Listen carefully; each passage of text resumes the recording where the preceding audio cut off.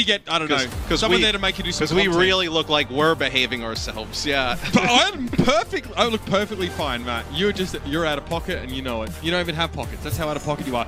Everybody, great to have you back here, of course. Our third match of the day. A third of our upper bracket quarterfinals here. Oh, it's a spicy one. It's a matchup we haven't had since a very important time in the league last year, and the Shanghai Dragons selected the San Francisco Shock as their opponents. Which is kind of crazy to think. You know, the Shock, obviously, they don't have a tournament where they go to Hawaii throughout the year, but it's not like they were a bad team. You know, this is a team that still finishes with a very strong record. I know they still have some of the players from that championship core.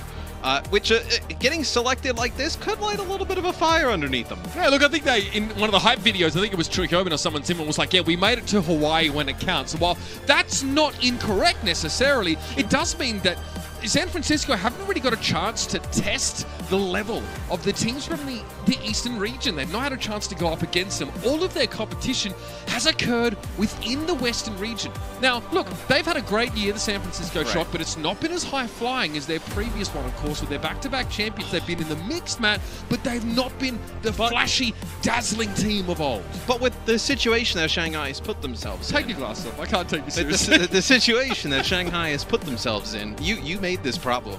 You live with it. With the situation they put themselves in, there's a ton of pressure on them, right? No, especially like this map 1.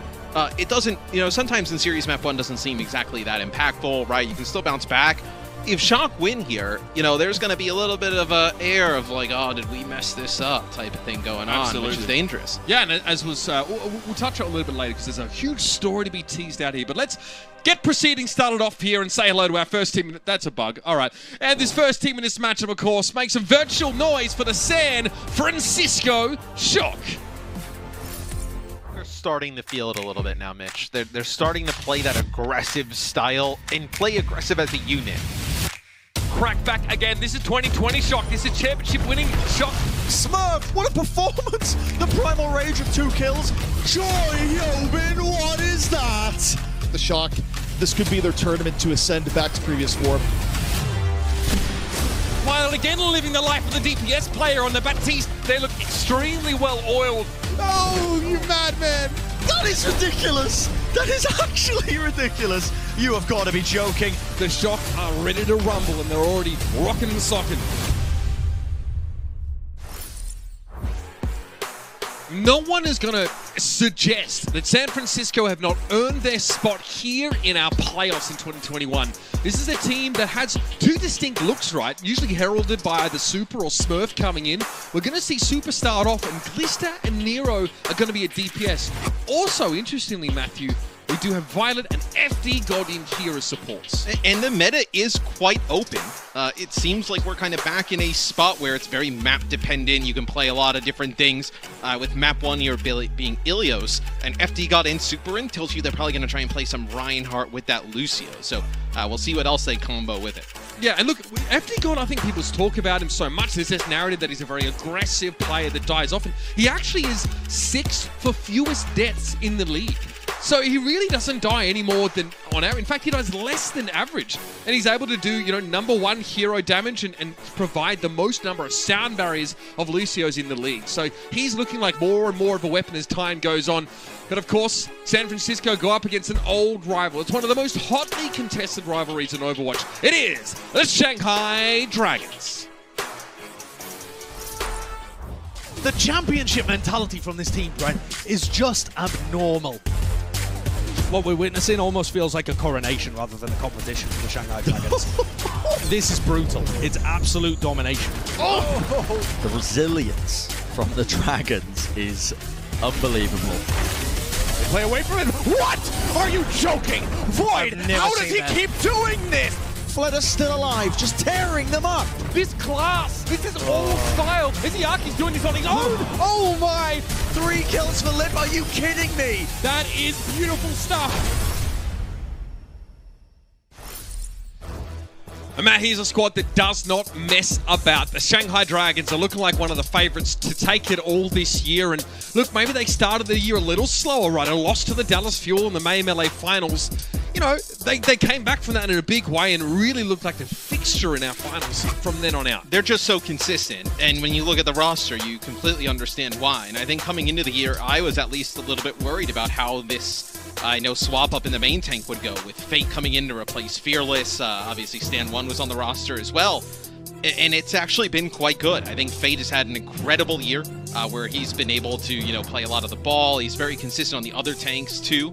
And I think he's been a huge addition to this team, to where when you have Fearless on the roster, we see how Dallas plays, right? They play a lot around him, the decisions he likes to do. Fate can kind of just plug himself in, and they can give everybody else some love to make plays. Like, he really adopted the wrecking ball, Matt, with aplomb really early on, actually, in this season, before teams like Toronto and Philly were starting to make use of it. And he was a role player on the wrecking ball. It wasn't about being flashy, it was about facilitating. Our first map in this series, a best of 5, is going to be Ilios. And again, bear in mind the roster that we have in play for San Francisco to start off with, right? We know what that might imply in terms of the sort of tank lineup here, with Super being in it. Obviously, FD got a factor here. We've seen him play the Brigitte, but we definitely know him mostly on the Lucio. Yeah, I mean, you've also seen Super play like the Orisa at times, and maybe we see that happen on Well. But you're fully expecting with FD God in the game, because they've been so effective, right, when they've done the double flex support stuff with Twilight and Violet, to play the Lucio here. So I'm expecting at least we'll see the Reinhardt compositions here from the Shock, but at least right now hovering something completely different. Yeah, that would be an odd look, of course. I think Nero, look, I mean, this is a player also getting brought up from the Guangzhou Charge. There's a lot of pressure on him, I think, as someone who's slotting into this dynastic, franchise like the Shock. And this is what they have to deliver against the #1 seed here in our playoffs, Matthew. It's all or nothing here for San Francisco. They want to make a good start, and they'd love to shake the Dragons from that pedestal. So Moira Lucio here for the Shock, and they're going to have Super on Winston. You can also, I mean, he plays Winston. It's not like he can't. You also have the ability to switch to Rhine, and they're going to have the Reaper Sombra combination. So this is quite effective against Sombra, right? Reaper doesn't really need any of his abilities to do damage. Also pretty good against the Wrecking Ball. We'll see if they can counter it. Fate right now trying to sow a little bit of discord here. Displacement on the Shock, and they don't seem too bothered for the time being, but they're trying to focus on the Dragons' front line. They can't get purchased. Violet gets caught by the power driver there, and that brief moment could be fading away, but Nero's able to find 2 kills on the back line. A great opening for San Francisco here. They want to brawl around this Reaper, and so far, it looks all right. And it's very difficult for Shanghai to get aggressive and dive into this. You have so much healing with the Moira in place, right? The ability to speed away and disengage. And let's say you do put down a decent amount of damage or get a hack down, you can also use that speed to get the Reaper in a position to do big damage. The Dragons have generated this EMP very quickly. Lip's going to let that one go straight away, and they catch Violet, who cannot fade away, but the defense mages of Trigoven was there to defend him against the Pulse Bomb. Still, the Shock give up a lot of ground on the point, and I'd say the minefield played a part in that, but it's a sound barrier and a re-engage now for San Francisco, and Nero's primed to do his best work, but he fades away early in the fight, only to find Fate on the way out. Yeah, and you're going to have the Coalescence here invested by the Shock. You have an EMP to potentially use if you need to, and we've had so much action, and we're only at 20% on the clock. That'll be EMP and Rally used here. Rally's going to be popped from Shanghai. Yeah, and I mean, the Dragons might not get too much value out of this here. Jagon keeping his team topped up for the time being. FD got over the edge somehow, maybe hacked in midair, it's unclear. Izayaki might have time to return to this fight and actually get some value out of the Transcendence now, Matt. This may have gone wrong for San Francisco. Nero can't find anything with the defense matrix in his way. Finally, he gets rid of Lee Jagon, but the Dragons have the numbers. And you had to keep investing in that fight. If you're the Shock, you had already gone in so far in terms of ultimates, and they do have a 3-on-3 here, so you do have 3 players by the point, both supports and Glister. Oh! Great timing, Glister's able to get out with the translocate just before the EMP came down. Violet able to take down Void, has to give up his life for it, but it may well be worth it. Flatter had to recall away from certain death, but the Dragons still have control, Matt. Yeah, so the Dragons hold on. With that last kind of push in by San Francisco, with the first pick, they actually ended up using the Transcendence. So you got out EMP and Transcendence there. With Primal, Coalescence, and an EMP, you have a lot of tools to be able to put this point back. The question is, how much is it going to take? The Shock really would like to end this fight with just an EMP, and it hits the backline. It's a good start. They lose Glister off screen, but they do serious work on the backline, and they do get Jagon and Izayaki. Coalescence to follow it up means there should be a wash for the Shock, and they have a couple ultimates to spare. So we've seen teams try and battle Shanghai with different types of compositions against this Wrecking Ball. We haven't really seen anybody be that successful. I really like this look from San Francisco at the start. It's going to be 99 here for Shanghai. So it looks like they're going to back out, give this one up to the Shock. So the Shock will get control. They do hold on to some big ultimates. You still have the sound barrier here. It's a big question of surviving this EMP that's coming from Lip. FD God needs to be extremely mindful of his positioning in the coming moments. The Shock are going to need that sound barrier if they want to have any chance of winning this round. And already Lip's made his foray onto the point there. EMP comes out. FD God, okay, not hit by it. He's able to get the sound barrier. That means Super and Violet are going to be able to stay alive despite having no abilities. That's the interaction the Shock are looking for. And you still have Primal here to extend it if it gets dangerous for the Shock, but you get Void already. You're going to have the Death Blossom come down, get both supports. So that's all you're going to need in this fight for San Francisco. And in a few fights in a row, Mitch, we've seen that they've tried to get the hacks onto Void and burn him down, right? The defense matrix so important to especially protect Izayaki and Lee Jae-gon and, you know, be in position to help Fate. They can get the Diva out of the mix. You think they can make some plays after that? Lip going down there means that it's unlikely we see another EMP from the Dragons this round unless this next fight is huge. In which case it wouldn't even matter because the round would be over. EMP for the Shock here too. Twister holding onto that one, and Nero wants to play as far forward as he can. He doesn't know that Izayaki's on his left side right now, playing through those halls, being protected by Jagon, and now he's going to pop the rally. Minefield a little bit off the point here, Matt, but there's the EMP. Fate and Void both affected, and so is Lee Jae-gon, but the Transcendence is there for Izayaki, and FD God's gone down. What value can he get with this Coalescence as Izayaki gets the end of that Transcendence off? It's the Shock looking worse for wear now, but Fate is pancaked. Lip on the point with the EMP, and he lets it go immediately. Super stunned, locked down, and removed. And it's going to be the Dragons with that player advantage now. The Shock have to come up with something real quick. Yeah, you see Choi just getting onto the point constantly, trying to touch, send it into OT. Nice bomb from Void. It's going to get both supports. And that's going to be it for the San Francisco Shock. Not too many people come back from that one. And after a little bit of stall, that has to be it.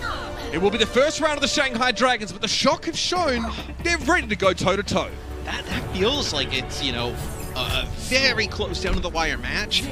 FD got dies at the beginning of that last fight. He finishes, what, 85% to sound barrier? He would have 100% had that if he lives, and that could have well been enough.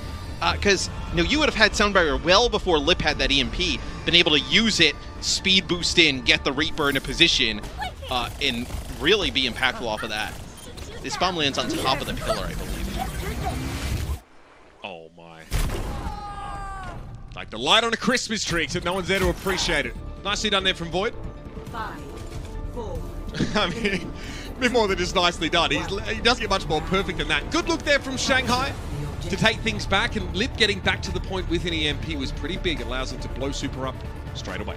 And interesting, you still play the Winston here for the Shock. I thought this would have been the point where maybe you end up playing the Reinhardt.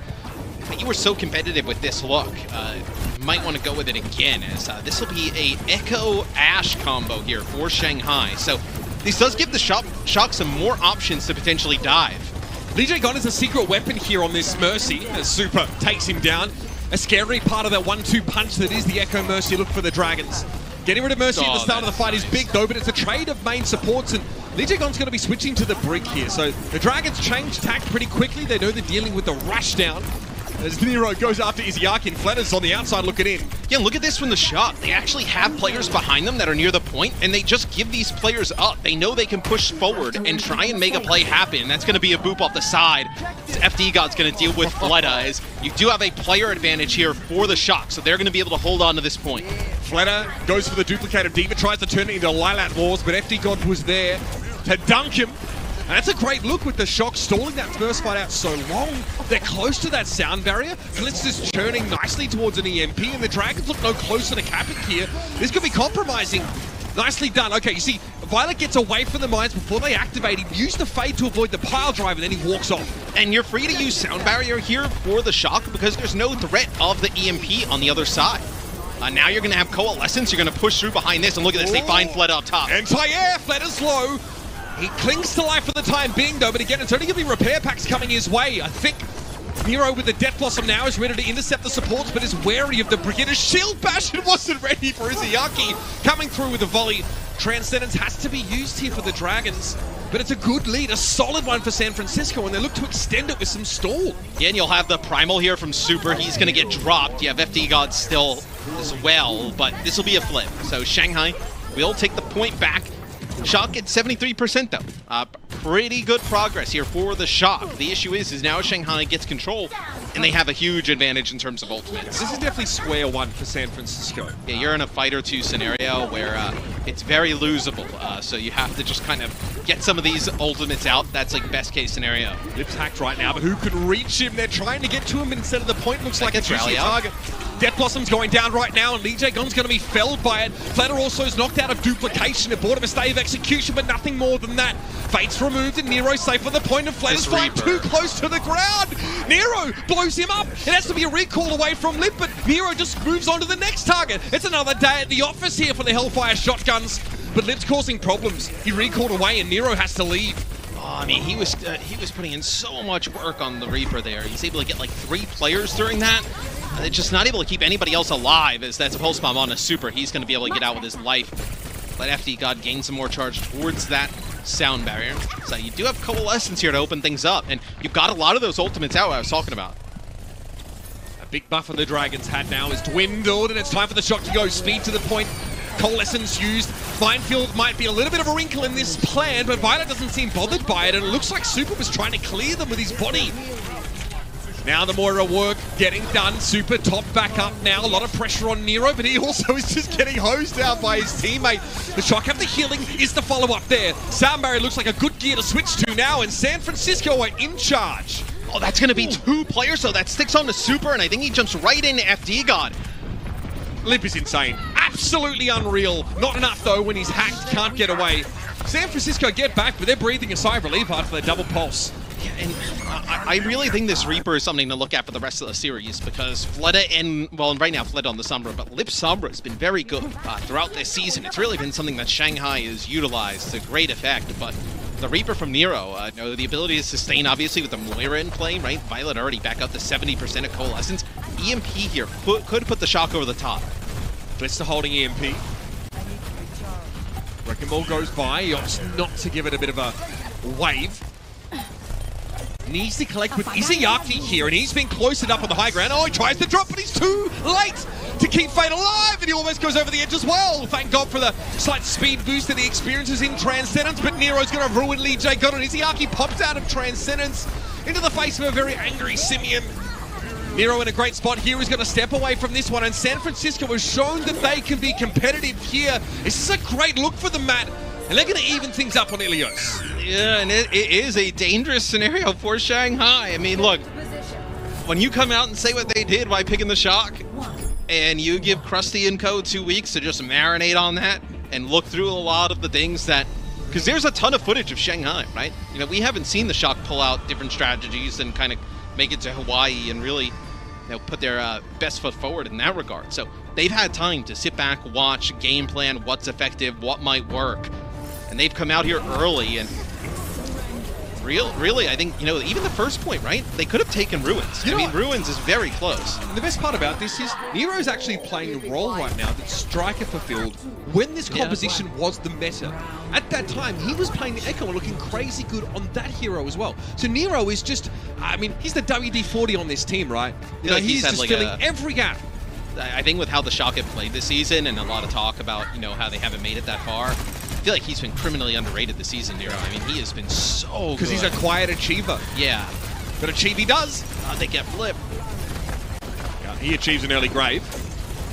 Again, it really is going to delay that first EMP for the Dragons. It's so interesting because so many teams, right, when you see this Wrecking Ball composition, you're like, okay, maybe we try and pull like a Zen out, get some big damage, try and deal with the Wrecking Ball. They're not even worried about the Wrecking Ball. Like, in these fights, think about how many times Fate has been like the first one to drop, right? They are not really worried about him at all. And they're trying to deal with Void, they're trying to deal with Lip, really deter them from making that big impact. Well, like you were saying, like a lot of teams have tried to play against Shanghai's Wrecking Ball composition and had little success. Focus the ball, try and open things up for others. Right. This is a way different approach. And you don't have a comp that can really do that effectively anyway, Matthew. You don't have Zen, you don't have Brig. You like CC and that damage amp via the Orb of Discord. Coalescence, though, pretty darn good. Whether you're at the car wash or in a game of competitive Overwatch, it's pretty handy. Violet's going to try and keep healing down, but Nero goes over the pit. Nothing he can do about it as well. Caught inside that death plus 7, 2 more go. FD got six fate careening over the edge. Void also is down. It's going to be a transcendence here for the Dragons, but they're trying to get themselves out of a losing situation, trying to dig themselves out of a hole with a straw. And this point, I mean, as well has been played in so many Overwatch League matches in history. You know, when you get control of this point first, you have a real good shot to just win this, because it's so, look at how FD God's just moving around as Lucio. It's so difficult to flip this, and especially when you have a Winston with Primal Self-Destruct Coalescence out there, there's just so much ability to stall this point out.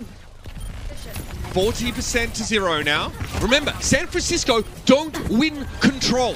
That has been the monkey on their back, the scientist on their back, for most of the season. It's a stigma that's just got bigger and bigger now that people just accept it as gospel. Let's see if they can, again, break those chains. Nero going to go down to the pulse bomb there from Fleta, though, and it's a pretty hefty EMP from Lip to put Dragons back in the driver's seat. Look how much they have to use, though. I mean, you can see that they definitely feel the need to invest incredibly heavy into that. You had used both support ults in the previous fight and you didn't win. This time you come out, you use the Pulse Bomb, Mines, and EMP to be able to turn this. The Shock are going to come back. The EMP of their own, self-destruct to be able to clear the point off. They may easily flip this back. We got to say, Super's Winston's look pretty scary over the course of this map so far. It's a great look. Having two great Winston players on the same team. Now, what are the Shock looking for here, Matt? I think they're just trying to find a target, right? You know, make a play for the supports, try and get a play going on. But you see how far Izayaki was playing. So far away. They're going to get Li Shay gone, though. Is there more to follow that up? Self-destruct here. Izayaki can't get good value here from the Transcendence. Okay, so most of the time he's just, being knocked out of the way here. Nero's got to come for him, though, and so he does. And they force out the trans during that as well. You're not even going to win this fight. I mean, I don't know how Fleta went down to a Winston map, but that's what happened. San Francisco win this fight, don't use support ultimates, put them in an incredibly commanding position. They don't use EMP. Oh my. I mean, that is... You literally couldn't ask for any more here. No, and you see, they're going to have to use the EMP. They're going to try and use it as the Shock get over aggressive, and this may end up paying off for them. Choi demeched for essentially 3 players up for San Francisco. But they still have the point. It's going to be Nimby coming back the other way, and Nero's going to commit with the Death Blossom anyway, but Izayaki shuts him down. Maybe the Shock just got a little bit ahead of themselves there, Matt. And the Shock use their own EMP, but look at this. FD got back, and he's contesting, just trying to jump around the map. So Super, he'll jump down into the well, as that is one that the Shock may end up looking to have back. Is you end up using your EMP there, Death Blossom, Coalescence. You do have your sound barrier, and you know for a fact that they do not have an EMP. So maybe there's a situation here where you get a manual hack on like a Void or Fate, you sound barrier and push on through. The Dragons are really trying to punish that overextension from San Francisco. And you do have Glister on the map. He is setting up behind to try and get a hack off. And that will probably be followed up by a speed boost plus sound barrier. Lip gets the info though. He tells the Dragons where the rest of the Shock are coming from, and somehow Glister gets nothing against Void. His translocator must have been destroyed. Not a good look now, and the Shock are running out of time. This has gone from decent to terrible. They've got to commit a sound barrier now on their side of the map, and it's an EMP that comes in that shuts down Violet and FD God. It's all gone wrong for the San Francisco Shock. Inches away from victory here on a crucial control map. They've let it slip. Glister there's going to have to reveal himself on the point to stall things out, but he translocates out immediately. Absolutely devastating for San Francisco. And the Dragons, it's a shaky start to the series, but a win in map 1 at least. Incredibly close start to this series, and I think that is a map where the Shock, you kind of go into this like a little bit of a timeout here between these maps, and you're like, okay, we can hang with these guys. We definitely took them and made a lot of issues for Shanghai. They feel like they may even have something that works against these types of compositions. A little cleaner, though. You mess up at the end, right? You lose Glister there. He was setting up for those hacks. If he would have gotten one off, could have been a completely different half. This is familiar territory for San Francisco. They're used to playing best of 3s after losing control. The Shock down 1 map. The Dragons looking a little imperious now. Let's see what map 2 has in store in this 3rd upper bracket quarterfinal. Don't go anywhere, baby. It is quite the matchup to behold.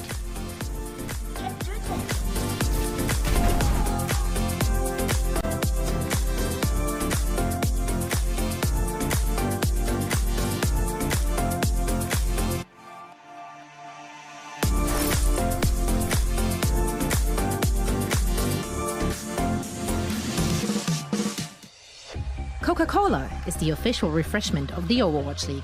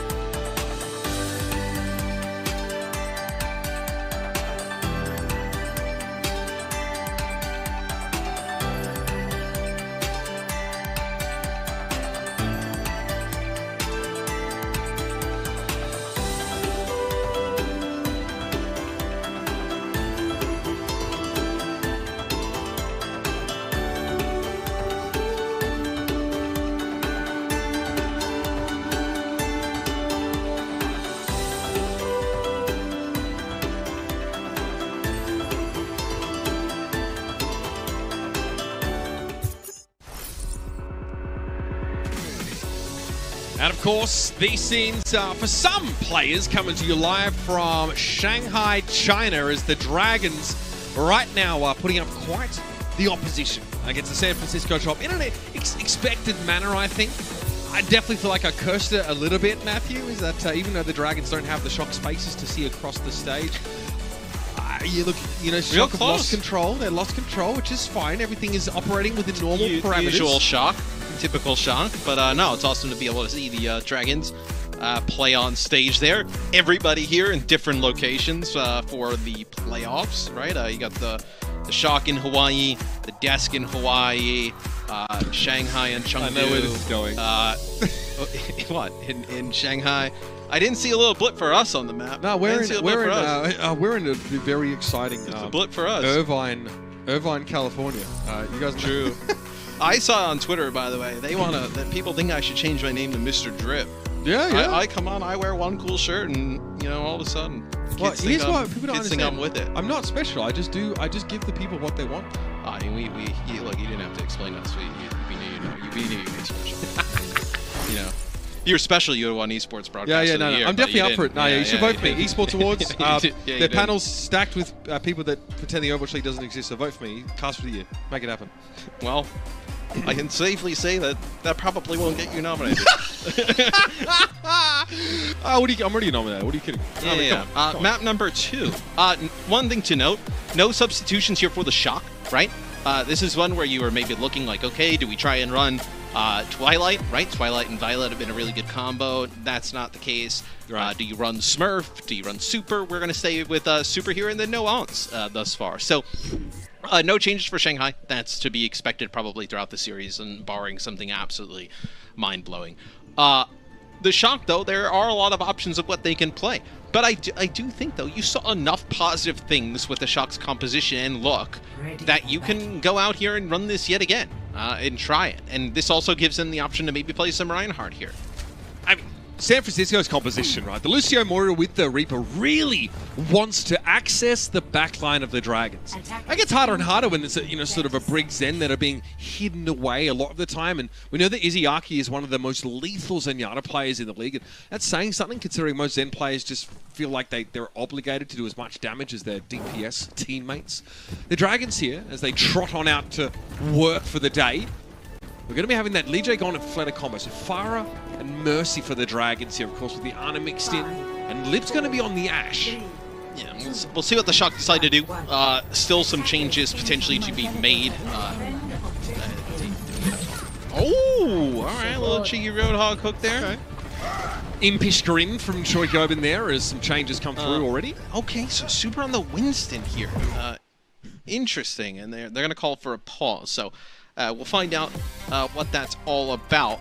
But you're going to have the Shock, at least what it looks like, play the Tracer Sombra with Super here on the Winston. This is interesting because these are compositions that you would really kind of think of Smurf kind of handling, right? Where I think if you're San Francisco, you do want the flexibility that if, Shanghai, for whatever reason, decided to, play some type of, like, Reinhardt, slow the game down, you want to be able to match that, mirror it. And I think that's really kind of what you're trying to do here for the Shock. With playing this type of composition, going up against what Shanghai is playing, right? They have the Farah Mercy with the Ana.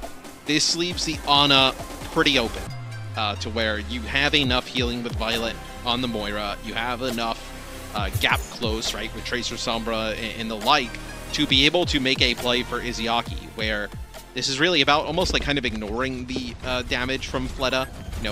Everybody in your ranked games will tell you need hit scan to deal with the Farah. Well, if you just go really fast and take out like 2 other players, you can kind of mitigate some of that damage, especially with a great Diva player. That's a big biotic grenade, though, as they go up towards that high ground. And somehow the only casualty was Choyobin's mech, but that might have been one of the most important parts of this entire escapade. Yeah, Choyobin's mech is essential for the Diva mitigating the damage portion of negating the Farah, like I mentioned. And of course, the Farah damage portion is a very large, amount of Farah in general. Fleta just going to play above the doorway here. A barrage already, by the way. Yep. Easy damage for him. Easy Mac, you could say. And again, Barrage here is fine. He doesn't want to get hacked up midway through it. Doesn't really need to use it. The threat of it almost seems to be enough here as FT God is... Got to be careful. This is bad news bears for San Francisco, man. They're down a player. Super's not there. They have to coalescence here. How did they end up over here? Okay, so we're going to coalescence from this angle. You're going to try and deal with Fleta with the coalescence. So someone collect their man! Wait, Violet! This is still going. I mean, the kill on the Fade here is huge. You're going to have to invest again. Yeah, Violet goes down there. Fleta just decides to make this barrage happen. And the Shock have showcased us in the last 10 minutes that being put in awkward situations, they don't know how to get themselves out of them, right? We saw that at the end of Ilios there on Well, and now here, a very weird start to the round. Jokobin is the least stealthy character possible. It's like Solid Snake with a cardboard box on his head. They don't know that he's here, though. If you can get a hack, and maybe there's enough with Choi to be able to finish this off. I mean, Izzyaki and Fleta converge there to take Nero out. Choikobin's mech is removed, and Izzyaki... Yeah, this one's been uglier for the Shock than Ilios. This is San Francisco's map pick. We talked going into the break, Matthew, that San Francisco probably now it being shown to them that they can, quote-unquote, hang with a team like the Dragons. Let's see how they decide and go about using this EMP. there's nothing big to counteract like the CMP. Izayaki could nano the target that gets hit by it. He could also just nano the far off in the sky, make it really difficult for anything to go down. See how the Shank go about trying to use this. You know what's going down? Glister has the EMP right now, play from behind the shield. That's a sound barrier in the front line of the Dragons are affected here. Hitting the back line, not so important with the EMP without a Zen in the mix, but Fate and Glister are traded out, and the Dragons are giving as good as they get despite getting hit with the EMP. It's lights out for the Dragons, and they're still able to come alive here. Fate's brought back into the fight, and Lee Jae-gon continues to deliver. That's going to be the barrage there with the Bob. You're in a position for Shanghai where you do not really feel threatened in the neutral game. You can invest these ultimates in. So fights in situations like this, and you're already down to below a minute for the Shock, and really they have made zero progress of getting the point. Like, we have not even had a serious situation where Shanghai has had to worry.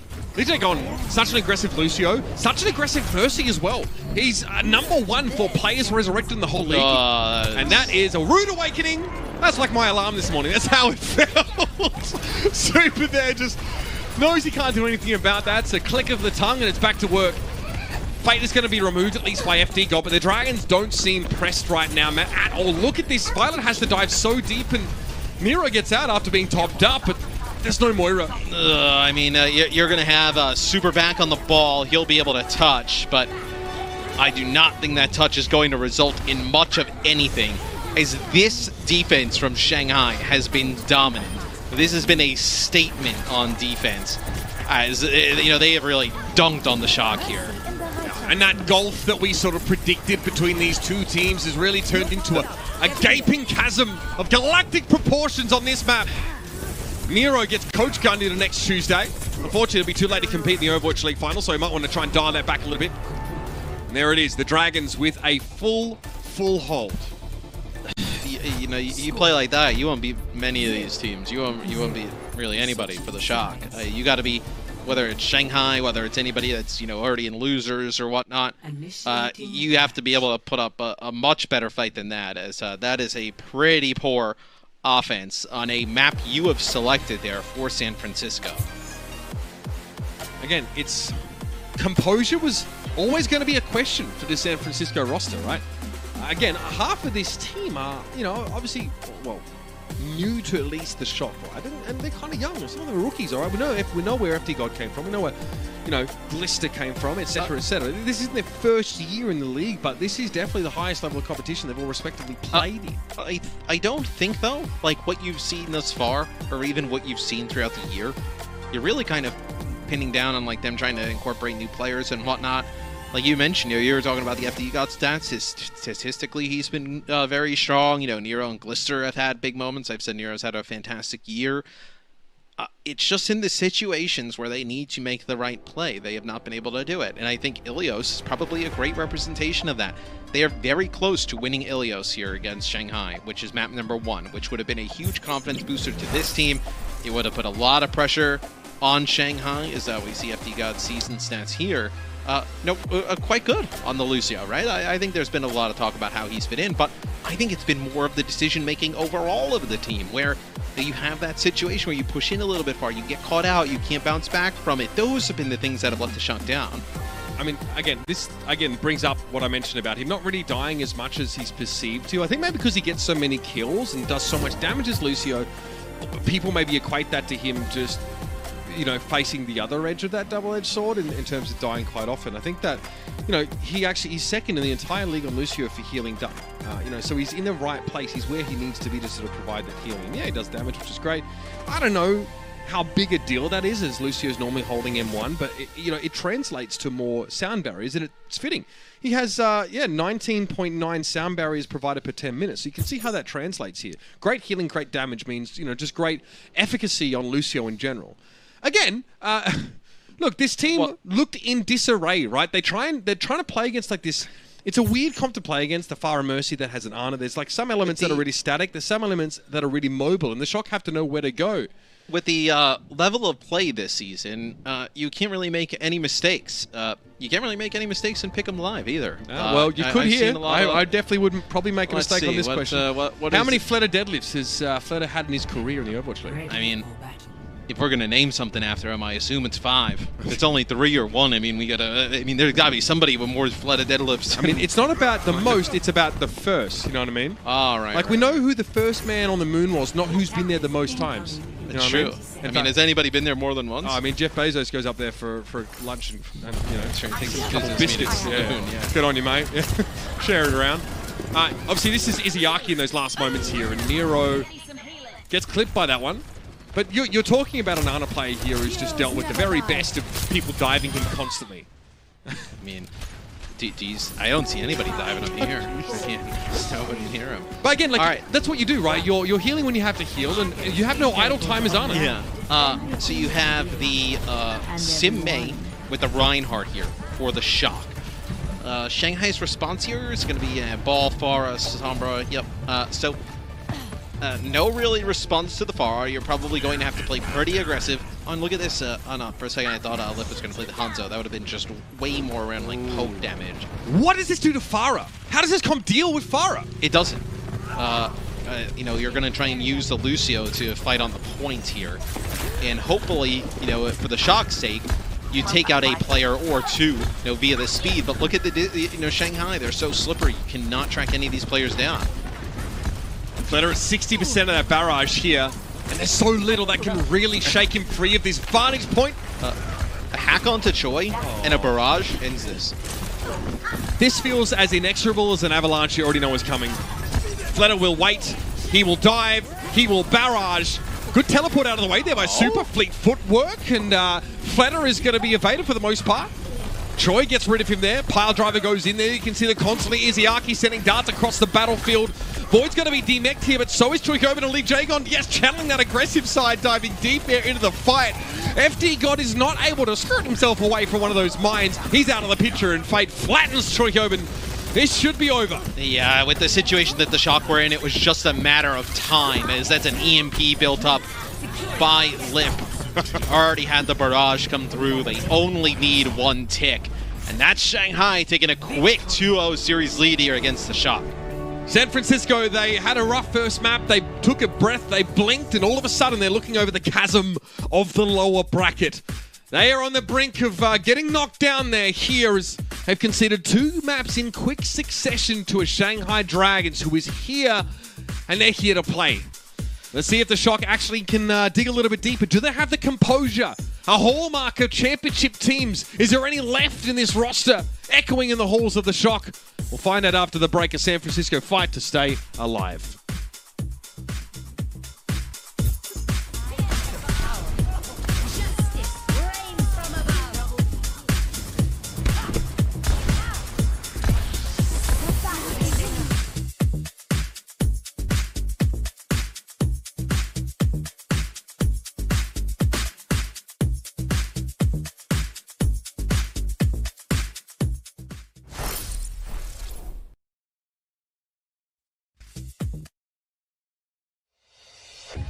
The Overwatch League is brought to you by TeamSpeak, the official voice supplier of the Overwatch League.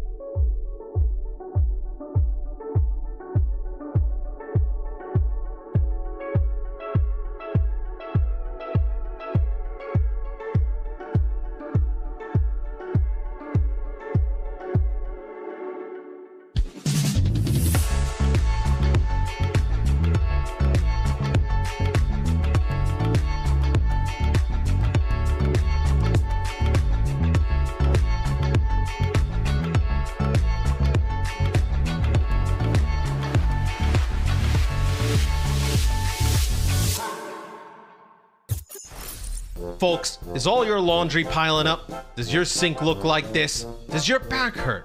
Are your kids about to eat paint? Well, I can't really help you with any of that, but here's what I do have. Overwatch League perks for Grand Finals. Carl Carlson here, and boy do I have a deal for you. Folks, are you tired of watching the Overwatch League Grand Finals every year and only getting to see the best 2 teams from the entire league culminate together in an epic battle for the greatest title in all of Overwatch Esports? There's got to be a better way. Link your Battle.net account with your YouTube account and start collecting league tokens. But since it's the Grand Finals, we're gonna kick it up a notch. When you watch 30 minutes of the Grand Finals, you're gonna get this brand new Grand Finals spray. Just look at this beauty. You've got Diva, you've got Genji, you've got the little hamster guy. This spray is organic, GMO free, with very few trans fats, and I've been assured by our lawyers that we got all the asbestos out. But I'm not done. Keep watching the Grand Finals for an hour. I'll throw in some more of those Overwatch League skins you guys love so much. You've got the lady that flies, the turret lady, and the robot horse lady. Folks, these skins are safe on colors, dishwasher safe, they can cut through hard surfaces, and they show everyone this Orisa means business. But I'm not done yet. If you stay until the final championship team lifts that trophy above their head, we're gonna give you the spray, the skins, 3 more skins, and 100 league tokens. That's a value of, that's invaluable. There is no value on that. So don't delay. Link your accounts, watch the Grand Finals, and make your life better this instant.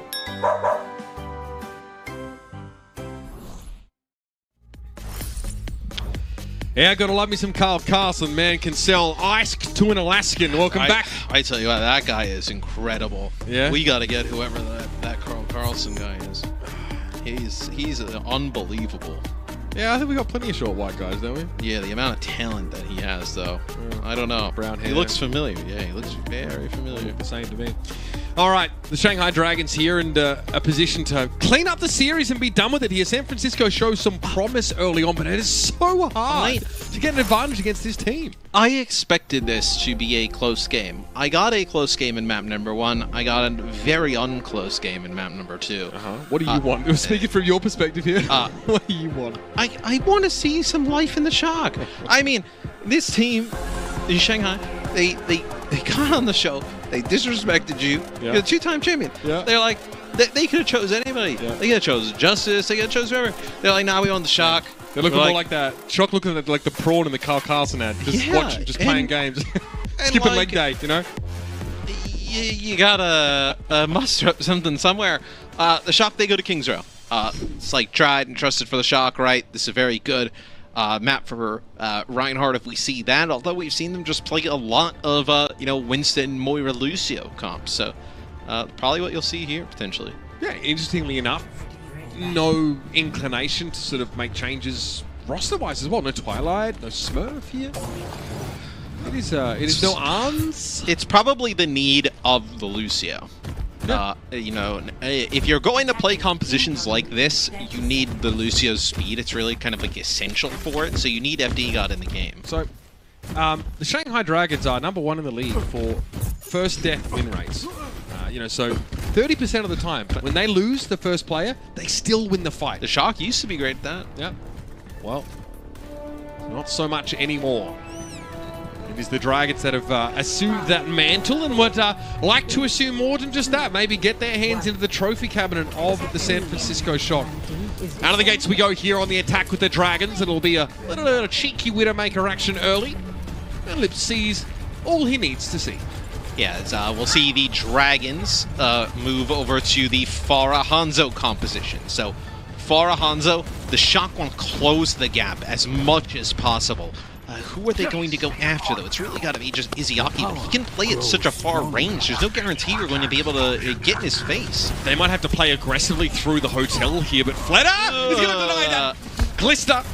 That's a lot of their movement capabilities with Teleporter. I mean, it's also a lot of their damage in later fights there, which is the only way they can really contest with Farah in a drawn-out engagement, Matthew. This is over already. This fight is absolutely done like a dog's dinner. Super clinging to life here. Fleta trying to find a way to shuck him out of the corner. And we saw them have answers for some of the compositions with the Winston, Moira, Lucio, with the Sombra.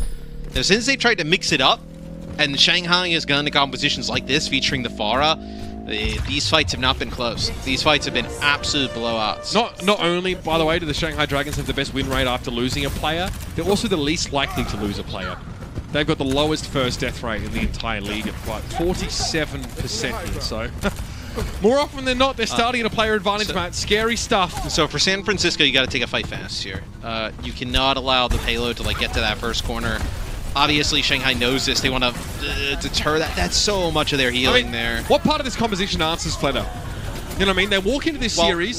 So Choi, it's really like the defense matrix of Choi plus the speed boost is supposed to get them in position to not have to deal with that, which makes sense.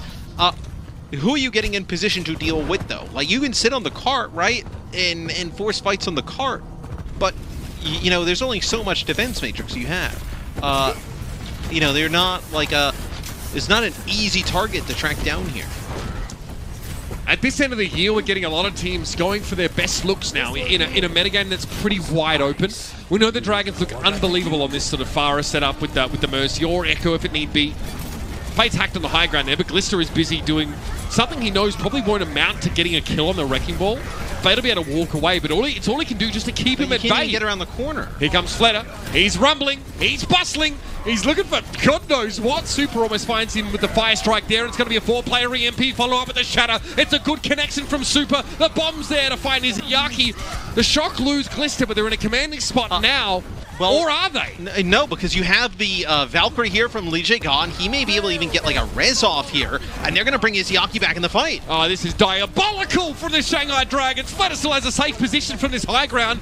Super goes deep to find Void, but Fletter just takes to the skies. Lip is going to be removed here, and Lee Jae-gon's trying to play from that high ground there as Mercy, not have to be constantly flying around, but he gets hacked, can't follow Fletter in. And the Shock do manage to assert themselves here, but they spend it all, Matt. All right, everybody hits Q across the board. I like this composition better from San Francisco. Having the Tracer in the mix gives them more flexibility and gives them more power to actually go access that backline. But Shanghai sees this and they make changes of their own. They're going to bring in their own Tracer Sombra, so match them in terms of that. But they're going to have no Reinhardt play, and you're going to have the Zen in the mix. So Zen Brig. You don't really need a ton of healing resources with the team composition that Shanghai has. So you can play this Zen Brig, which is a little bit more damage output oriented. Shanghai looking to reset here, but Fate got caught out. Yeah, he got hacked. If he got more than happy to come away with the honours there with that elimination. He respects Lip. Oh, does he respect him enough? Fletter, okay. Got to get away. It was a hacked health pack that saved FDGod's life. See, his fight is so chaotic. As you see Super, I mean, his life is hell, right? He's just standing there. Void gets hacked, and he's in a terrible spot, so far away. But Fletter there to help him out. Void stays alive. Nero going to be removed now, and a coalescence is going to be applied for the San Francisco Shock. What's to be found here? Void is taken out after his mech is gone, and Choikobin's able to accost Fletter. The hack, of course, holds the Tracer in place and allows Choi to go to work. And this is a good look for San Francisco now. So, now Nero's going to switch. He's going to move away from Tracer and play the Torb. So Torb gives him, obviously, the turret at range, kind of playing in an off angle, just annoying. And he's also very strong up close. Do you think they wanted Izayaki there, Matt? Yeah, my God. Something tells me he was the target. San Francisco just collapse on top of him, and he's removed, taken down by a skill orb of all things. And that will be the San Francisco Shock executing their win condition flawlessly. All right, this next fight, though, will be the real test. Transcendence, most likely a rally coming up, and then EMP. Fletter will go over to Echo. So when he sees the Torbjorn, he's on the Tracer, you're going to see the Echo come out, right? And get in the sky, deal with the turret rather quickly. Nero, no option to switch here. Obviously, Fletter can deal with the turret at long range. A multitude of outlets. Super getting harassed there on the low ground, but it's that EMP that the San Francisco Shock need to look out for. Trying to go for the shatter here. Izayaki and Leech are going to hit by that one. The Shock have the follow-up and the hidden sound barrier. That is enormous. That Super gets the shatter off right before that EMP comes down. The EMP goes for nothing. Izzyaki, no opportunity to answer with the Transcendence. That's a huge play there from Super. That's as good as an EMP to shut down the Zen, and Izzyaki still sat on that bloody Transcendence. And this is the second time we have Void going back to the spawn to change off D.Va, go back. So really not even building towards that self-destruct. Walk of Shame now complete. Void returns with a new whip. There's 19 seconds left of the round now. Fate builds up a little bit of a head of steam in the back line there, but the Shock can push forward. They might be able to isolate Fate to some degree now. The Coalescence isn't going to find any meaningful damage, but it keeps the Shock topped up, and that's the EMP they were looking for. But Izzyaaki's able to come in with a Transcendence now, and all of the Dragons are going to shelter underneath the warm glow. Okay, Molten Core thrown on the card here means the Dragons have to really spread themselves out a heck of a lot. Their comp allows them to do that without being punished, unlike the Shock. So they still got 6 players to work with, and Choi Hoban is taking a ton of damage right now, but it's nearest turret out of the picture. Choi doesn't get away with the mech. Yeah, and you had another EMP for Lip here, and he's going to connect with 4. This might be enough to get the cart over the line for Shanghai. And so it is. Double sticky bomb kill there for Fleta. Nero obviously was still on the Torbjorn there. The Molten Core. With how the first offense went, though, where Shanghai was able to get the cart open pretty instantly and make a push really down to that second checkpoint, that's a good battle back there on defense from the Shock. They took this what could have been a game that was unwinnable if Shanghai just kept running through the map and turned in one to where they could get a hold here. And that's where that composure's coming from. Super leading the charge. He made the play then. He may need to make it now. Fleta heading under and behind now, going to remove the turret. He hangs around, in clear sight. That's a shadow. It catches Lee Jae-gon and Void, but Izzyaki's able to avoid it and get the Transcendence. It's just not quick enough to keep Shanghai's Brigitte in the game. Glister rolls straight into one of those mines there. Fate ensures his demise, but a sound barrier for 5 isn't a bad rate at all for the San Francisco Shock. It allows Troy to go deep, and he gets Izzyaki, Matt. And this fight's dragging out for so long as you have 28 seconds on the clock. You may not have another attempt here for Shanghai. They got to invest ultimates into this. It's Lip. It's always Lip, Matthew. 2 quick kills and an EMP in the back pocket for him as the Dragons surge ahead. Self-destruct to create a little bit of space there, but Troy's not going to be able to get back in the mech. It's Fleta removing him, and Lip will now... This is the coup de grace from the Sombra in waiting. Yeah, and no ultimates to work with here for the Shock. They may end up with a Deadeye here in just a sec. Lip. There it is, EMP for 5. It's good, but Gliz's going to try something with the Deadeye from the back line. No way. Fleta runs him down, of course, a sticky bomb, and then the D.Va in his face. Molten Core on the cart. It's like trying to ice a cake here with the garden hose, I suppose. Fate going to spin around now, and it's going to be the Shock struggling to get any purchase. They're forced away. The Dragons have no time bank to spare. I was going to say, that is a benefit for the Shock, right? They get the time down to 0, which that did not look like it was going to be the case with how the beginning of this King's Row started. But way to battle back for the Shock. Should give them some more confidence here going into their offense. Just what do you decide to play here? I think if you come out with something like the Sim May look, they're going to play Farah like Hangzhou. They're going to take high ground. They're going to be able to like rotate around. Very difficult to track anybody down. I think you're going to see them. Do you go back to that Winston comp we saw in Ilios? I mean, that's a possibility. It's just so difficult because you never really have an idea of what Shanghai is going to play, right? I mean, Shanghai can come out here with probably like Ball, Farah. They can come out and they're going to play Ball, Tracer, Sombra, potentially. So do you see the Shock play a little bit slower? Do you see them play maybe the Torbjorn on offense? Interesting look here. If that's what Nero goes with. San Francisco have been trying to play fast this whole series, right? It feels like they've been, losing control. It's like the Monka Steer remote, if you've seen that. They're not really able to, control that sort of chaotic flow when the game gets choppy like that. This Fleta, of course, getting that card across the line, which is what lets the Dragons finish the map, essentially. Nasty stuff. I gotta say, you gotta be pretty happy, though, with that defense from San Francisco. Could have been way worse. And looks like here, they will come out with the Torbjorn here. Do you play? You could play the Baptiste from Violet here. Yeah. Okay, so this is a much slower type of composition, right? Cowboy, Torbjorn, in the Baptiste in the mix. Lip, though, has got himself behind most of the Shock cohort. Doesn't fancy a hack, though, with FD God now on the Shield Maiden. Everything's getting hacked, though. Except for the Shock players for the time being. Like a hermit crab, FD God just put his shield up as the Shock retreats on the high ground. Yeah, so try and access high ground here for San Francisco. Maybe you catch somebody coming in on a little bit of a dive, stay a little bit long. I mean, where... Torbjorn leads a charge, of course. Where are we Is that going Napoleon here? out there? Yeah, I mean, leading them everywhere. All right, so you get the turret set up here. This is like almost where you would set up on defense with the turret. All right, Fate. Looking to get rid of that. Okay, jumped in with the power driver there. Immortality Field was in play. Nero's hunting for Fleta. Overload used. Fleta saved off for now, and Fate's going to be removed. San Francisco look a little more comfortable here, playing more compact, more slow, and waiting for the Dragons to come to them. So that you're still playing relatively quick, right? It's just a different type of style where you're trying to take advantage of Shanghai's composition with maybe you're a little bit more sturdier, being able to use an overload with a flashbang and burn some players down, break the immortality field, able to keep players alive. So you're still trying to play quick. It's not exactly like they're setting up and just bunkering and holding down. You're still trying to play quick because you have the Reinhardt in the mix, but they jostle for position a lot though at the start of the fight. It's definitely a composition where you get the Torb turret set up for like a crossfire, then you can jump down and dare Shanghai to come in and engage and try and take advantage of it. Very, very different compositions at play right now. Opposite styles, really. Here's a wrecking ball. Fate throws the mines down to the corner.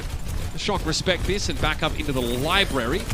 Unclear if Fleta can really make use of this close clumping to get a good pulse bomb in there. Sees the Molten Core come out. Nope, Choi-Koben. He'll have that one for dinner. Yeah, nice heat there by Choi. He's had a few of those so far that series. They catches Yaki up top, but you see how fast they're there to help him. Izayaki down, super swing with the hammer. Look at the Shock, they bunker up wherever they can find shelter, and it's a big shatter from Super. That's the Reinhardt play they're looking for. A little bit of that MTD from your boy Matt DeLisi. Okay, so this is starting to work now for San Francisco. Fleta gonna switch over to the Echo. They played the Echo against the Tor before. I think what this is giving you though, like Izayaki gets caught out here, right? They put the Molten Core down and it looks like Izayaki just jumps down right into the mix. Of course, not much at all to block Shatter. In fact, nothing really, except Brick Shield. EMP from the high ground, that's 6. Good capture, but other Dragons really there to follow up. Oh, yes, Nero can't run away. His stumpy legs don't allow him to clear the blast radius, and the rest of the Shock are going to be rounded up.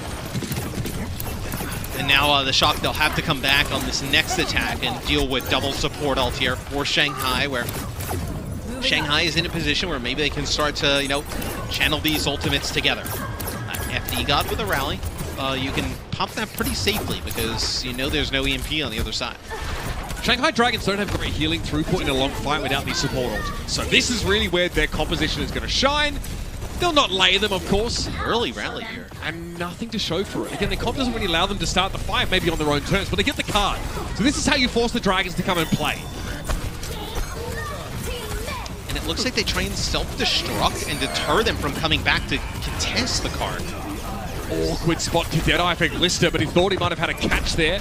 Unclear on who it was. Listen, you slip me something. We'll pretend we never saw that, Glister. What do you reckon?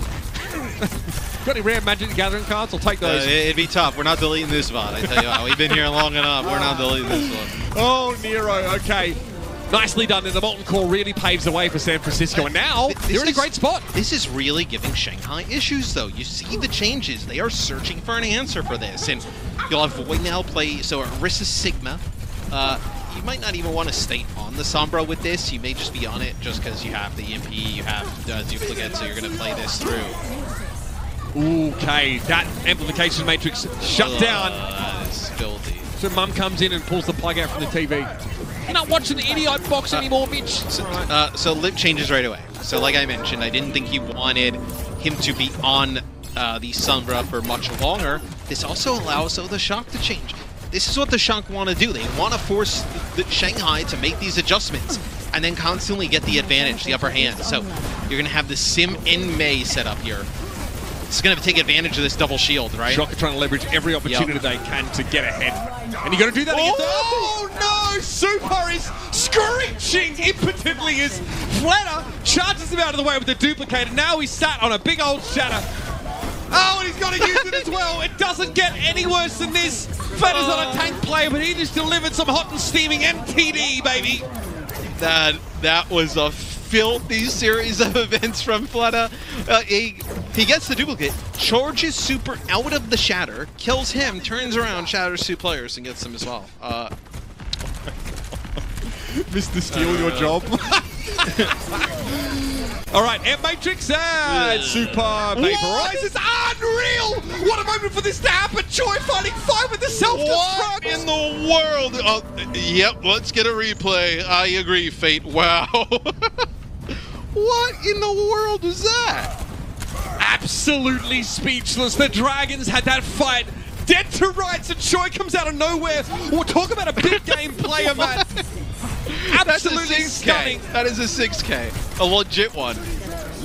Now what? Now what for the Dragons to try and break back in here, of course. Gravitic Flux from Void, switching to Sigma not so long ago.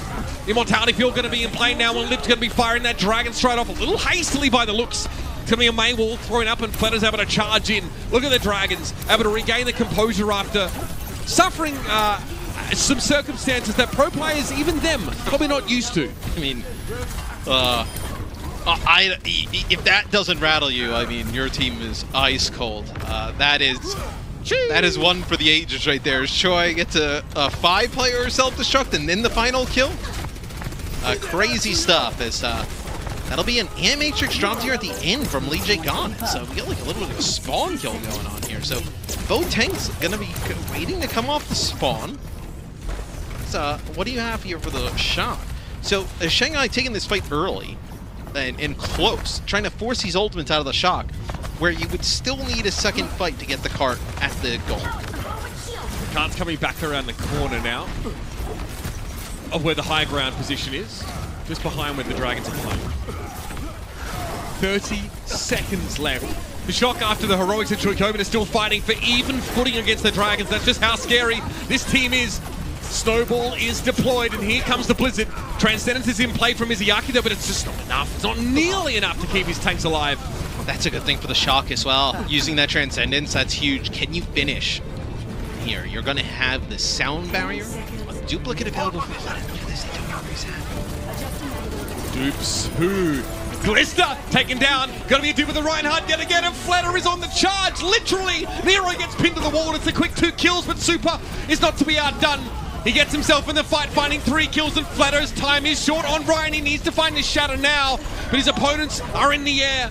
Immortality Field once more in play. Oh, they're so low, though. Super has no healing. Really after God's trying to get there in time, but Jacobin's desuited and getting pressured down by a focusing beam. Fleta, he's going to go for it. Deep into the backline, he's looking for Violet. The San Francisco Shock is trying to stay alive, but the legs come back out. Unfortunately, they're not long enough, nor is San Francisco's time in this series, as they are banished to the lower bracket by the Shanghai Dragons. That is a 3-0 statement from the Shanghai Dragons.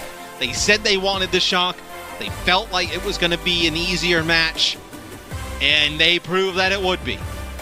Even with this incredible play here from Choi. Does that actually go through the teleporter? It may well have. Yeah, it looked like potentially it did.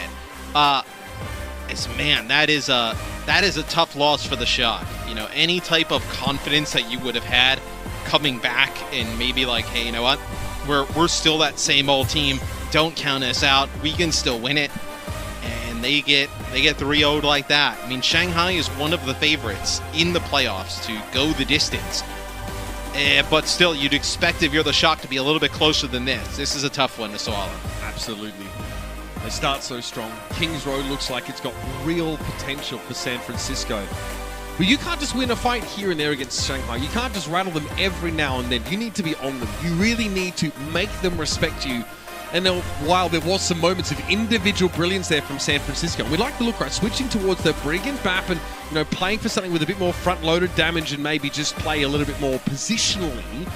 They had them in tough spots at times, but Shanghai just too good. Always with an answer to battle back. If a 6K isn't enough to beat this team, then, you know, you may not have really been on that playing field evenly in the first place. And Shanghai expected to move on. They expected to win this match. I think it'll be interesting what happens with the shock after this, though. Shock-looking boom, but our player of the match here, presented by Xfinity, of course, someone from the Shanghai Dragons who really impressed us with consistency and flair across the course of this series, is Izayaki. The Zenyatta Brig looks so much scarier when this man is piloting the Omnic Monk, Matthew. What a weapon! And the Ana, right, on Hanamura. The big sleeps, especially, the one on Super, on top. Biotic grenades as they came in. He had a tremendous series where, a lot of the compositions, right, where he's kind of playing alone on a little bit of an island, he's the target that the Shock are going after, and time again, obviously with help from Lee Jae-gon and co, he was able to stay alive, but then also become an offensive force. And look, this maybe plays out even less close than Shanghai fans would have expected to at the end of the day.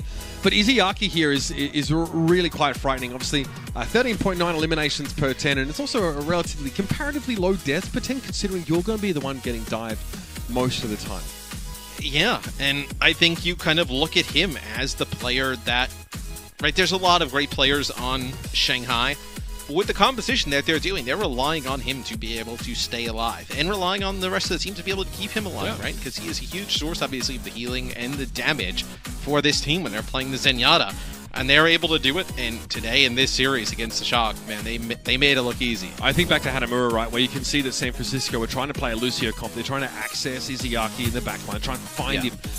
Finding him isn't enough, right? You've got to get through so much. Obviously, there's D.Va protecting. There's also Farah damage. Yeah. Shanghai have layers and layers of protection around their centerpiece players, and they themselves are looking like the centerpiece of these playoffs so far. But still more to come, of course. After the break, we're going to have an interview with Lip, and then we move on to our last match of the night. So don't go anywhere, ladies and gentlemen. This is your Overwatch League 2021 playoffs. Don't go anywhere.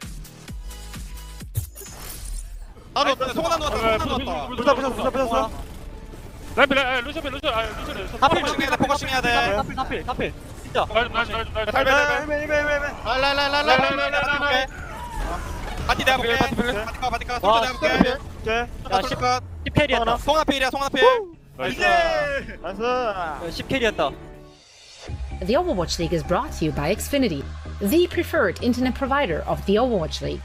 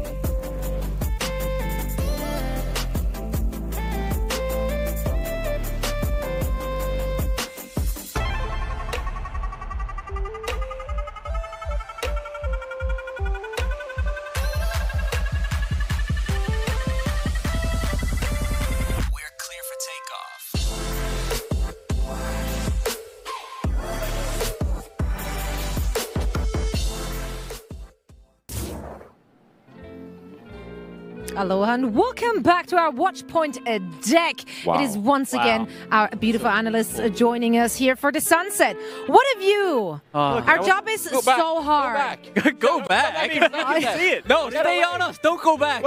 So you haven't even seen the best of it. Yeah, no, but it's just getting better and better here. And so are the matches. I mean, wow, what a dominant showing from the Shanghai Dragons.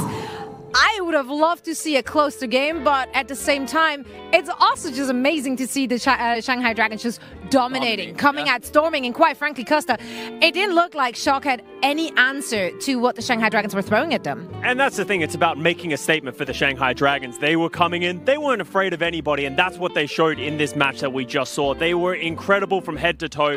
I think they showed that, hey, we know everyone expects us to play this Wrecking Ball, Sombra, Zenyatta composition. We don't care. We're going to play it anyway, and no one's going to be able to beat it. So the question is, if the Shock can't beat it, who is going to be able to beat it? Absolutely. Well, we will discuss it some more after an interview. Danny, you got the winners with us.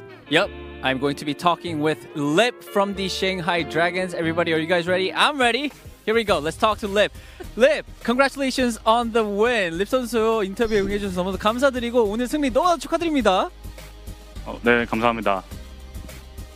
All right. Lip says thank you, and I'm just going to jump right into the question. So, Shanghai Dragons, just like the Dallas Fuel, you guys have also had a longer break than most of the other teams that are currently in the playoffs. Do you think having that longer break sort of help you not only for the win today against the Shock, but also to prepare for the playoffs in general? And if so, why? 첫 번째 질문은 어떻게 보면 상하이 드래곤즈가 이제 저희 달라스 팀과 똑같이 다른 팀들에 비해 조금 더 긴 휴식 기간이 있었는데 그 휴식 기간이 립 선수가 보시기에 오늘의 승리뿐만이 아니라 이번 시즌 프로 경기들을 위해서 좀 준비하기에 좀 어떤 도움이 된다고 생각을 하시나요?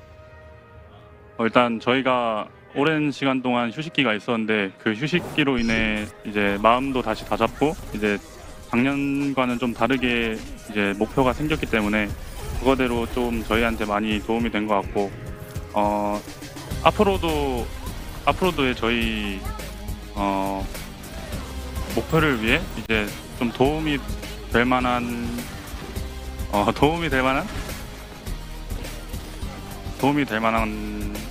요소들이 좀 많이 있었다고 생각해요. 휴가 기간 동안에. Okay. The longer break definitely really came in clutch and really helped us.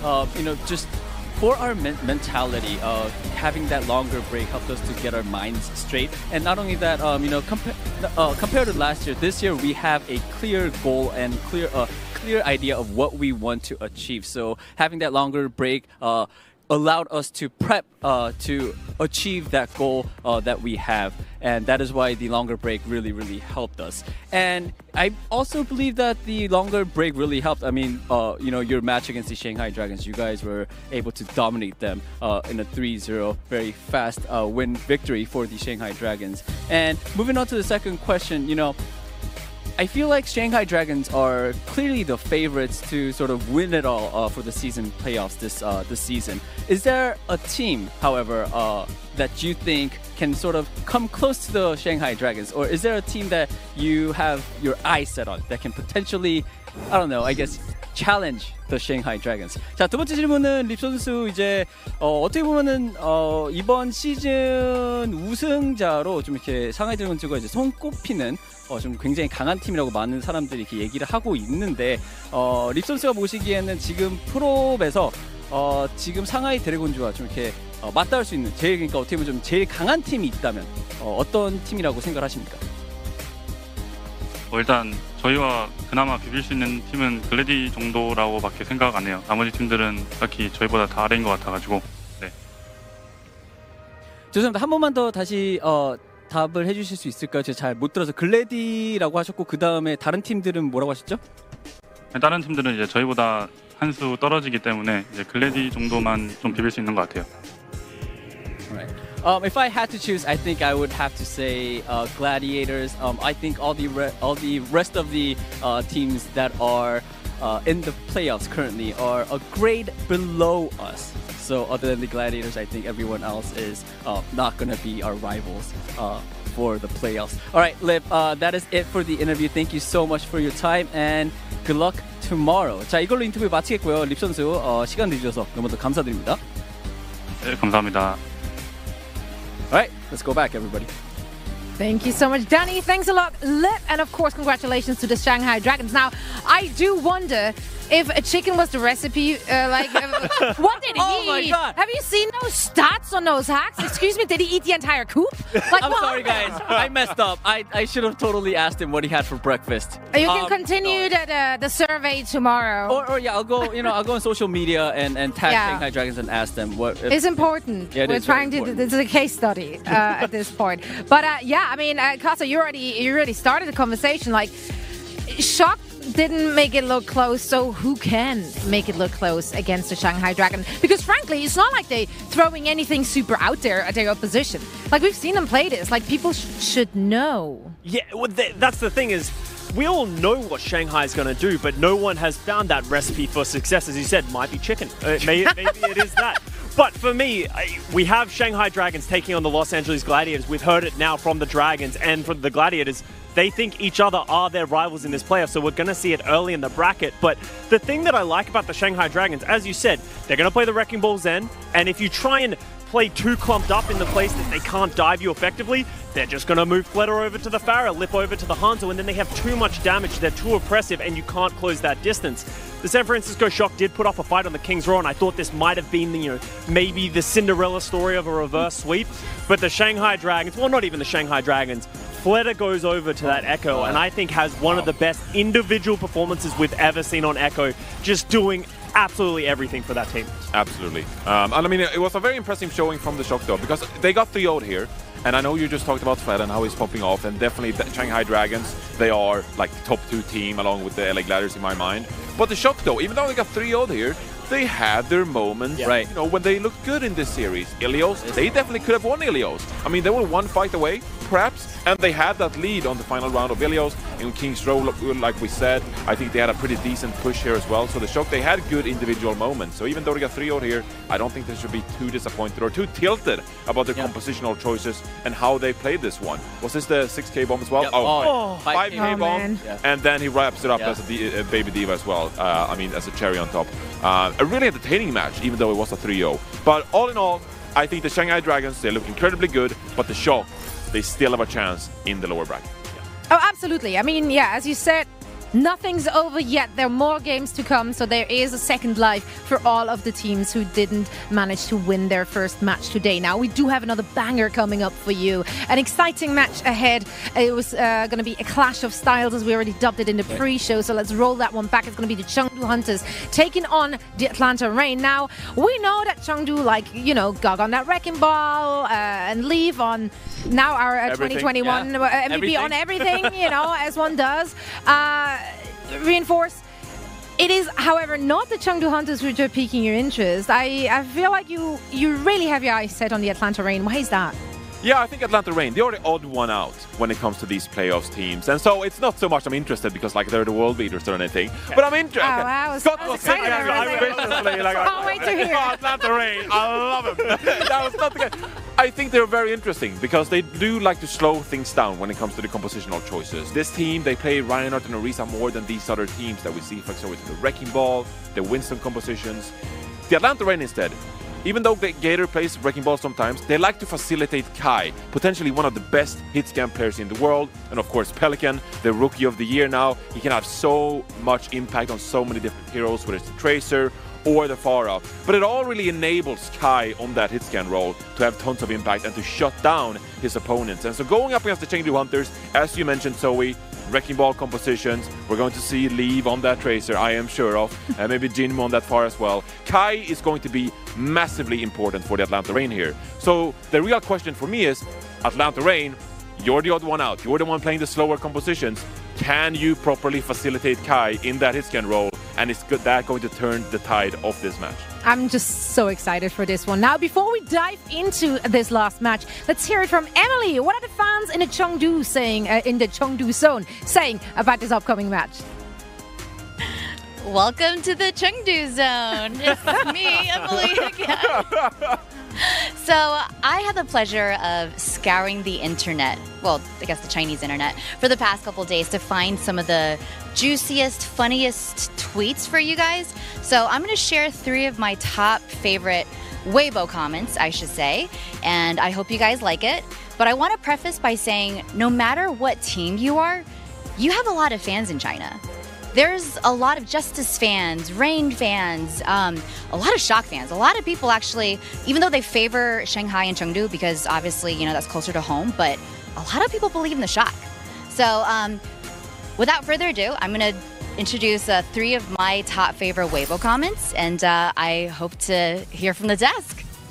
All right, so the first one is... Wait, what? Okay, oh, by the way, this one I have to explain. This comment Wow. was... Whoa. This escalated quickly. I'm so sorry. It's in math. This comment was in response to you guys at the desk because none of you guys predicted that the Hunters would make it to the finals, okay?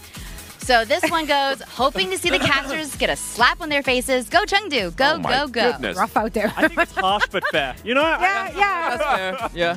I'll take it. I'll take it. I'll take the slap. I like this segment, Emily. What do you got next? All right, this next one is not as violent. This one's actually kind of sweet.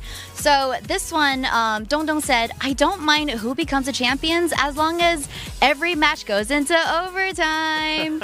I like that. And You then just want good Overwatch, right? Exactly. They love it so much. And the follow-up response underneath says, I want every match to go to map 6. See, I don't It's gonna be a long day. Well, it's more that means there's a draw on Assault, and I don't know if I want more. Yeah. Hybrid.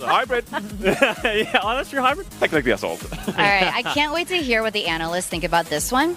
As a Chengdu fan, I dare not dream of the championship. I only ask that we maintain strong momentum and give a brilliant performance. Also, despite Shock and Fusion not making a single stage playoff all season, I predict they'll at least make it past 3 rounds. Meanwhile, the favorites, Shanghai Dragon and Dallas Fuel, may not win. I'm also curious to see what Coach Moon brings by picking San Francisco Shock first, possibly causing a butterfly effect. Interesting. I think How many characters are you allowed to use on Weibo? Yeah. Is that, does Weibo have like a longer thing? I found that With one longer, very it's like, relatable. I found it I like it, relatable though. because Yeah. I was like, I dare not dream of the championship. I just want strong momentum. That's all I really want here on the desk. So I hope we have good momentum. I love how this Thank you, person Emily. just broke it down completely. These are great, Emily. A bit aggressive to start it off, you know, I'm not gonna lie, but again, it was a fair criticism. Yeah. I think However- you guys should invite that person to your desk. Yeah. To slap Which us? one? The slapping one? I mean, the last one, I think. The last one. I'll take a slap. Yeah. Everyone just wants us to get slapped. Like, this is nice. It's so great to see all of you in person again. Hi, are you the person here? Right here. I love it. No, but I love also what you said, Emily, about them just, you know, supporting all the teams across the board. Right. Because, you know, in the end, we all just want to see great Overwatch being played. We want to be entertained. Yeah. And I'm certainly entertained today. Yeah, and there's been just so many storylines already. As you said, like, we talked about, are this Dallas and the Shanghai Dragons, are they sandbagging? Well, I guess we find out today. They aren't sandbagging, and how good are some of these other teams going to be? The real one for me is the rise of the Gladiators. Is the Gladiators actually this peak team, and are they going to make it to the grand finals? Like, it sort of feels like the rumblings of that is going to start happening. Absolutely. Well, thank you so much, Emily. Now we're going to take a look at our predictions for this one as well. I wonder if anyone dared. No. Did anyone What? dare dream big? Wait, Zoe.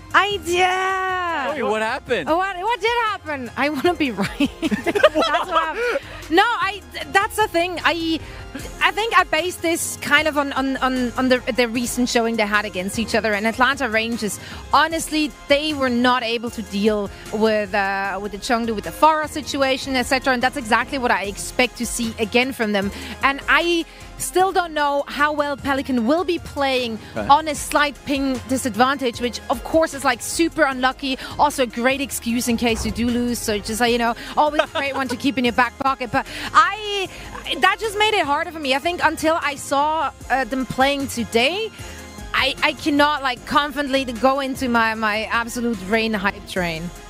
I think Atlanta has a lot closer of a chance than we give them credit for as well, because this is, as you said, a clash of styles in so many ways. The reason that so many people are leading towards the Chengdu Hunters is that the Atlanta Reign has never been able to really beat that style. In the Summer Showdown and the Countdown Cup, when they played against these Wrecking Ball, Sombra, Tracer styles, even the Pharah from Jinmu, it works to a degree, but at some point it breaks, and then unfortunately they get rolled over. So maybe Atlanta Reign can break that curse and they've found that secret sauce. Maybe they're playing a different way. We don't know, and until we get those answers, it's hard to lean towards the Atlanta camp. Now, I do wonder, these predictions, does that, like, are we still slappable, or is that... We redeemed ourselves a little bit. I feel like we redeemed ourselves. Also, like, where do you see Chengdu overall, looking at that playoff bracket? Like, how far do you think is just... Based on what we know so far of the Chengdu Hunters, like, how far can they take it? Is that a top 3 They're in my top 3. They're in my top 3. They can win it all. Like, I wouldn't count out Chengdu Hunters potentially. Okay, I'm not saying they will, but potentially beating the Shanghai Dragons. You really don't want to get that slap, huh? No, I mean, I'm just trying to paint the full picture here, right? Because you look at that prediction screen, it's like, oh, we're all just predicting the same team, and, you know, there's no one that goes against, like, the norm, etc. I want to... That doesn't really paint the full story, though, because genuinely, this is one of the most stacked playoffs to date. I mean, all of these teams, they have a legitimate chance to win all of these matches. So Atlanta Reign, they are the underdogs going into this match, and that's why we predicted the Chengdu Hunters. But the Atlanta Reign definitely still have a chance if they find the right compositions. If it is their day, they can take down the Chengdu Hunters. Absolutely. Right. Let's go, Pelican. Let's go. And that's it from Danny, everyone. We have to wait a few minutes longer. We're going to toss to a quick break, and then we're hopefully back with that last matchup of a stacked day. So stick around. Turn on the sun again. Yeah. Look at that. It's pretty nice out there. Beautiful. Look at that sun. Well, that's hard right now. Life is so...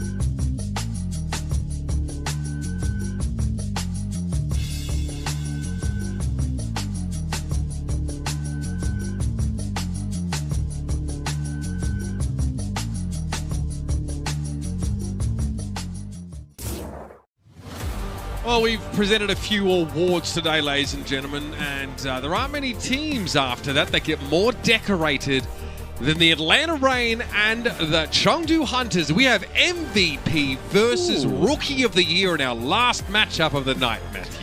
Yeah, this one's going to be, as Bren said, I believe it was a giga banger. A Yotta banger, this one is. A Yotta banger, This is right? a Yotta banger, Matthew. I think that's a made-up term. But, no, two very good teams, right? Chengdu, they're... maybe they're like the surprise of this year, right? I think people expect them to be good, but maybe not as good as they have been.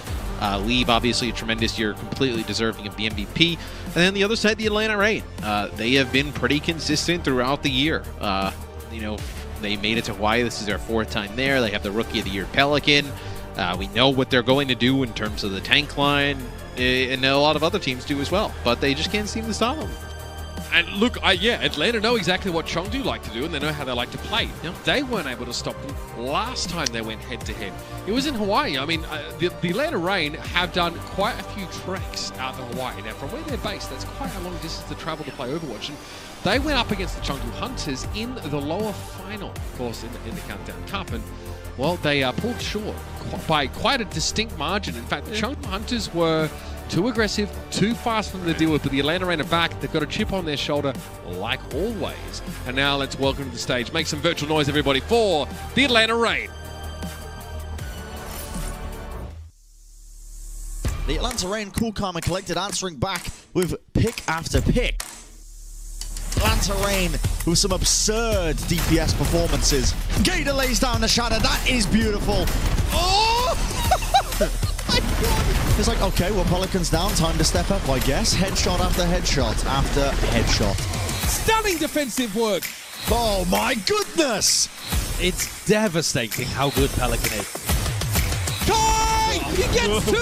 And Hawk with the self-destruct. The Atlanta Reign, they're looking straight at the top, Matthew. Team who's always got something to prove, the Atlanta Reign, look, really dished out a special brand of dominance against so many of the other Western teams especially, right? They really stood at the top of the heap in that region. You know, making 3 trips to Hawaii during the regular season to compete. That puts them in the top 2 across the region every single time. The star-studded lineup, Matthew, with incredible cracked-out individuals, and including a Rookie of the Year, of course, Pelican. Yeah, and you have Pelican in a much better situation this time than the previous it's definitely an tournament, improvement, right? sure. An improvement, right? Not playing from Atlanta, fresh off of surgery. You have him playing from Los Angeles here, throughout the playoffs. I also think, looking past Pelican, I think Hawk has had a tremendous year. And then Iris as well. When we were talking about role stars, Iris is somebody that I definitely put forward. I thought he's had a very good year, not talked about enough in the flex support role. This is the team. Got a defined play style, Matt, really defined by the comfort of these individuals. Talking about teams with comfortable play styles. It might not be comfortable to watch, but I tell you what, the Hunters make it look easy. Let's present, of course, the Chengdu Hunters. The Chengdu zone, it absolutely does exist. This could get very down and dirty. Whoa, the bash bash! Mike is getting so many picks! They have rampage. The Hunters will be desperate for revenge. Oh, beautiful stuff from Amon! Shinmu! Somebody stop him! He's a monster. No one has been able to shut him down. He's a freak. Oh my goodness, they are looking good right now. A team that really embodies that aggressive tendency that we see so many players and trying to bring to the world stage. The Chengdu Hunters have some of the strongest individuals in the world. I think they have the best player in the world in Leave. He was heralded as a future MVP as soon as he joined the Overwatch League. And even before that, we got to see him at World Cup on China. Everyone was like, this guy is going to be the best. So this is interesting, though, from Chengdu. They're going to start far away, and they're going to start Nisha. The NA underneath their name does not mean they're near the airport or anything like that. Or North America. No, that means that they have not played even enough to be registered on the power rankings. So that tells you how little they've kind of played throughout the year. It's a very interesting move because you've had a support line for Chengdu that has been playing pretty consistently throughout the season. And, you know, we've seen, like, them bring in, you know, Nisha at times and then bring in Faraway at a different time. Yeah, both, like, Mercy and Zen, respectively. We've seen a fair bit of them on. Nisha's a great Mercy player. Really, really good. And if my memory serves me correct, they would typically bring them in, or at least the series I think we casted, they brought them in when they brought in Eamon. When they kind of switched up that main tank, right? Because sometimes they were, like, they do, like, a wholesale type of change in terms of, like, bringing in, you know, Eamon, changing the supports, right?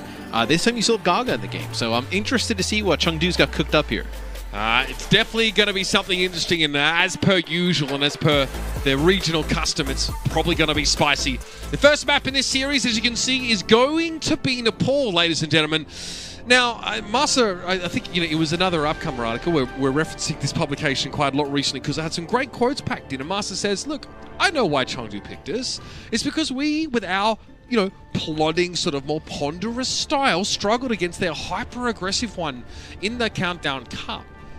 But again, if we can get over this, I'm paraphrasing here, if we can get over this hurdle, it'll send a huge message to the other teams. It'll set us in an incredible stead. Now, the Shock said the same thing about, you know, getting rid of Shanghai, and it's wishful thinking, of course. Well, the thing with Atlanta is they are not going to, they're not going to come out and probably do anything like the Shock did, right? They're not going to come out and try and play some Winston-based comps. They're not going to play, you know, any type of, like, ball. They're going to play Ryan, and they're going to play Orisa comps, and they're going to try and make it work. So, if they can force that type of playstyle, that definitely changes up what you kind of think about with this weekend. All right, so Nisha going to be on that characteristic Mercy, of course. It's Farah Mercy with Leave on the Sombra here. Yes, he boasts the very best Tracer stats in the world, but his Sombra is also pretty clean behind the ears. Pelican spent his team out on the Symmetra, and now he's going to be on the Tracer. See what he can do now, of course, with a little bit of a latency disadvantage, but doesn't seem to really hamper him at all early there, as he gets a lot of damage from Jinmu and sets up the kill. Yeah, and you can see right away when Nisha's in, like you mentioned, very good Mercy player, and then far away on the Ana. So that's going to be Atlanta getting control of the point first. Now it's Pelican up on the high ground. I don't think Jinmu expected him to be there. And then Kai just with a shot to finish him off. And they pressured out Nisha enough that he was not safe enough to go for the res. So good start for Atlanta. Yeah, look, and remember, this is Reinhardt Lucio Rush, right? So we didn't quite see this from San Francisco, right? They played the Bap Zen or they played the Lucio Moira. So this is a little bit more middle ground, but Kai's not able to see Jinmu coming there. He comes straight over the top from the roof and finds that kill. Nisha, he'll be hard-pressed to find a resurrect opportunity here for Far Away. They're going to be without their Rana for the rest of this fight, and that does not bode well. And that is a fast ant matrix here used by Iris. That's going to force a lot of these players down the line of saving. Look at where it forces Jinmu. Just no ability to get any type of damage on the point is Pelican. A little backlash to Leave's head there as Leave building up towards that EMP, but Chengdu giving up 50% already. Yeah, look, you depend on Pax as the Tracer, and you're dealing with a hacked one right there. It's tough to win that matchup. Oh, Jinmu stunned there in midair, but Farway's able to find a connection with the Biotic Grenade onto Kai. Nicely done with Leave on the EMP. Keeps Jinmu alive there after he got interrupted coming in for the barrage. Yeah, so now it'll be Chengdu able to take the point. Nice EMP, bring back Far Away. So now you have the ability to use this Rocket Barrage in the next fight. Mines as well. So expect Atlanta to get really aggressive behind this sound barrier. Yeah, Masa on his preferred hero looking to propel the Rain forward. Jeez, if I'm honest with you, Iris is on that too. Iris Baptiste is the thing to behold, but they're going to be running into a barrage here. There's a minefield for Gaga, who is touted as being much more, I guess, deep in terms of hero pool than Amon, but hasn't really had to demonstrate that range. He's just had a fantastic ball in general. And yeah, that shadow, that's going to happen against these comps. They're happy to get Late Young there, but he might have a mech reset now after he pops the bomb and climbs back in. Yeah, I mean, you do get Late Young, you're going to demech him, and that gets him weak enough that maybe you're able to get him again. Is this will be a Deadeye from the side? Kai looking for anything here and going to come up with nothing. Hawk self-destruct creates a lot of space for Kai to be unharried during the use of that Deadeye, but there's just no targets that present themselves. Chengdu are now sneaking back up in terms of capture percentage in the Rain. Not a lot of relevant ultimates to work with here, and frankly, the Air Matrix is really hard to get value with against a Wrecking Ball who can knock you out the way. Yeah, and I would also say now that Chengdu has control of the point, I mean, look at the sight lines that Jinmu can use. These are really tough. I mean, how is a McCree supposed to deal with this? Not at boosted fire, it's just not possible. Oh, a two-shot. Nisha wasn't healing Jinmu at the time. Man, that could have been over real quick, and I would have been eating my words, that's for sure. Nisha gets picked up by Hawk, though, and Pelican has already found his way towards Faraway, who can't get away, and that's a backline disintegrating. Hawk has played so good throughout this season, right? Able to get Nisha, you see there, then use the defense matrix of the entire barrage. Deals with Leave too. So, Chengdu will get up to 99, but Atlanta with a flip. Yeah, not a moment too soon now. They'll be dealing with an EMP in this next fight, so there has to be a stratagem in place to make sure Masa can get a proper sound barrier. Pelican definitely hoping to find value here early. Faraway slips something, it's hard to say. Pelican doesn't connect the pulse bomb. That was the only ultimate the Rain had at the time. Here's an EMP, Matt. And